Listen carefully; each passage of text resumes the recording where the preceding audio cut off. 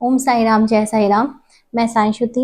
यहाँ मैं अपने साईं गुरु जी की अद्भुत लीला के विषय में बता रही हूँ कि बाबा कैसे अपने भक्तों के वचनों की लाज रखते हैं। हुआ ये कि मेरी भतीजी जो है वो उसको जो है उन्होंने प्लानिंग कर ली थी कि अब वो बच्चा कंसीव करेंगे। तो उस बीच क्योंकि मेरा उससे बहुत कनेक्शन रहा है, दिल का कनेक्शन है। तो जब एक बार मुझे सपना आया कि बाबा जो हैं वो कि उन हम लोग कहीं गए हैं और वहाँ पे वो दोनों की गोदी में एक प्यारी सी गुड़िया है। तो मैंने उसको बताया कि उनका नाम कंचन है, कि कंचन बहुत जल्दी ही तुमको कंसीव होने वाला है, क्योंकि बाबा ने स्वयं मुझे दर्शन दिए और मेरे सपने में मैंने ऐसे देखा था कि तुम और तुम दोनों के पास जो एक प्यारी सी गुड़िया है, तो जब भी तुम्हारे को कंसीव होगा तुमको बेटी ही होगी, क्योंकि बाबा के आशीर्वाद से तुमको बेटी ही प्राप्त होगी। समय आया और कंसीव हुई। और जब वो कंसीव हुई उसके कुछ दिन यानी बहुत दिन यानी समय जब उसका बिल्कुल पास आ गया था कंसीव का, उसके एक दिन पहले ही मुझे ये एहसास हो गया था, या कहें बाबा ने मुझे इन बता दिया था कि अब जो है ये कंसीव हो चुकी है। तो अब जिस भी माध्यम से बताया हो, जैसे ही सवेरे उसका फ़ोन आया मुझे समझ में आ गया था कि ये वो ही फ़ोन है, कि वो बताना चाह रही है कि चाची खुशखबरी है आप लोगों के लिए, हम सभी के लिए। तो फिर वो खुशखबरी जो है वो मिली, मुझे तो पता ही था क्योंकि बाबा ने पहले ही प्रेरणा दे दी थी। चमत्कार ये है कि मैं हमेशा से ये चाहती थी कि उसकी बेटी का नाम जो है मैं ईशा रखूं। क्यों मैं उसको ईशा बोलूं? क्योंकि मैं जो है बाबा है साईं, और साईं का उल्टा क्या है? ईशा। तो मैं कहीं ना कहीं से उसको बाबा का प्रसाद और बाबा की कृपा ही मानती थी उनकी बेटी को, क्योंकि बाबा ने सपने के माध्यम से ही मुझे बताया था। और वो भी बाबा को बहुत मानती है, पूजा अर्चना भी की है उसने बाबा की, और बाबा का शुरू से उसके साथ भी कनेक्शन रहा है। तो मैं उसको बोली कि कंचन तेरी तो बेटी होगी। मैं जब पेट में ही थी तब भी मैं बताती थी, और जब उसका बच्चा होने वाला था तो ये तो शुरू से ही मैं उसको हमेशा से यही बोलते ही, जब भी उससे बात हुआ बोली बेटा कंचन तुम्हारी ना बेटी ही होगी, बाबा ने बताया है तुम्हारी बेटी ही होगी। और वास्तविकता में उसकी बेटी ही हुई। और मैं उसका नाम ईशा रखने रखने का सोच रही थी, मतलब कि होता है ना, हम परिवार के सदस्य अलग अलग अपने अपने बच्चों का, भले बच्चों का जो भी नाम जो भी रहे, लेकिन बड़ा शौक ये रहता है कि हर एक रिश्ते अपने अपने बच्चों को अपने हिसाब से नाम रखे। तो मैं हमेशा उसकी बेटी को ईशा बोलना चाह रही थी, और ईशा ही बोलती हूँ मैं शुरू से। अब चमत्कार क्या हुआ इस चीज के विषय में बताती हूँ कि बाबा देखो कैसे अपने भक्तों की जबान की लाज रखते हैं। कि हुआ ये कि कंचन जब जगदलपुर आई तो उनकी मम्मी जो है ईशा की यानी कि बेटी की, उनकी जो छोटी नवजात शिशु था उनका कुंडली बनाने के लिए वो गई, अकेले ही गई थी पंडित के पास। तो जब वो पंडित कुंडली बना रहे थे तो कुंडली नाम होता है सबका, है ना? तो सभी के अपने कुंडली नाम होते हैं। तो आप विश्वास नहीं करेंगे, जब कुंडली का नाम उसका निकला तो उसकी कुंडली का नाम निकला ईशा। अब मुझे ये सारी बातों के विषय में पता नहीं था। कंचन आई, दौड़ते हुए आई, मेरा हाथ पकड़ ली, हाथ पकड़ के बैठा ली और बोली चाची मैं जो आपको बताने जा रही हूँ उसका आप विश्वास नहीं करोगे कि जो बेटी है, बेटी का कुंडली नाम वो ही आया जो आपने कहा था।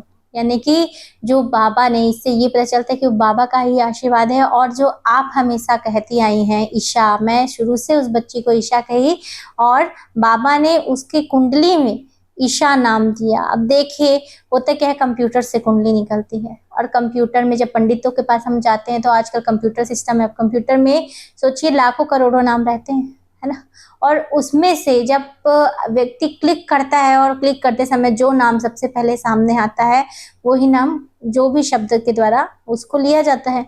तो ये एक आप सोचेंगे कि इतने सारे नाम थे फिर भी ईशा नाम क्यों आया? ईशा जिस नाम को मैंने सेलेक्ट किया था कंचन की बेटी के लिए, अपनी भतीजी की बेटी के लिए, वो ही नाम आया, वो था ईशा। तो ये इससे क्या होता है कि हम जो भक्तों की जो लाज है ना, बाबा हमेशा बचाते हैं। हम जो भक्तों का जो कथन है ना, बाबा बोलते हैं कि इसने निस्वार्थ भाव से कोई कार्य किया ना, मेरा नाम करके किया ना, जैसे कि बाबा अपने गुरु का नाम लेके करते थे ना, वो हमेशा ये कहते थे अल्लाह मालिक, है ना? हमारे तो गुरु हमारे श्री हरि, हमारे श्री साईं मालिक। तो हम जब भी कोई बात करते हैं हम अपने गुरु के नाम से करते हैं, और बात ये होती है कि स्वार्थ की भावना नहीं होती। हम साईं भक्त अगर निस्वार्थ भावना से जो भी हम अगर किसी की मदद करने के परिप्रेक्ष्य में कोई कार्य करते हैं, तो आप विश्वास मानिए साईं गुरुजी हमेशा साथ रहते हैं। और उस दिन मैंने ये एहसास किया कि साईं कितने मेरे साथ हैं, बाबा कितना मुझे प्यार करते हैं, और वो हर पल मैंने उनकी उपस्थिति का एहसास उस दिन से किया। और जब ऐसा चमत्कार बाबा करते हैं ना मेरे जीवन में, बहुत सारे चमत्कार किए हैं, और ये चमत्कार सच बताऊं तो मैं हमेशा हर वीडियो में कहती भी हूँ, 2019 के बाद से मेरे जीवन में साईं गुरुजी की लीला होने लगी, चमत्कार होने लगी, उदी आने लगी, बाबा की मुखाकृति अपने मन से आ जाती है, और भी बहुत सारे चमत्कार। और जब बाबा ऐसे चमत्कार करते हैं, धीरे धीरे मैं भक्ति की ओर अग्रसर होती गई, और अपने बाबा की ओर, अपने श्री हरि यानी कि उनके आने के बाद ही मेरे जीवन में, ऐसे तो पहले से ही थे, देखिए हम सब भगवान की पूजा करते हैं, बचपन से पूजा करते हैं, पर सिर्फ मूर्ति है उनका पूजन करें, ये पूजन नहीं होती, ये भक्ति नहीं होती। भक्ति तब होती है जब हमको उनका एहसास हो जाए। तो मुझे जो है जब मेरे साईं आए तभी मेरे घर में यहाँ घर में कान्हा जी की पूजन होना स्टार्ट हुआ उनका, और साईं गुरुजी दोनों की सेवा स्टार्ट हुई। और उसके बाद फिर बाबा ने शिव जी में भी जो मिरेकल्स किए, तो वो सारी चीज़ें जो हैं सारी बातें आपको साईं भक्ति चैनल के साईं भक्ति में वीडियो में मिल जाएगी। आप साईं भक्ति या साईं श्रुति सर्च करेंगे, साईं श्रुति सर्च करने में भी आपको आ जाएगा, और वो सारी की सारी चीज़ें आपको या तो शॉर्ट वीडियो या लॉन्ग वीडियो में आप सर्च कीजिए, बिल्कुल आपको मिल जाएगी। मैं इस चैनल को बनाने का उद्देश्य ही यही है कि सारे साईं भक्तों तक वो एहसास और वो चमत्कार, वो लीला जो मेरे जीवन में हो रही है, वो सभी साईं भक्तों तक पहुंचाना है कि बाबा भी रिस्पॉन्स करते हैं, बाबा भी प्यार करते हैं। आप एहसास करें उनको, वो ज़रूर आपको अपना एहसास देंगे।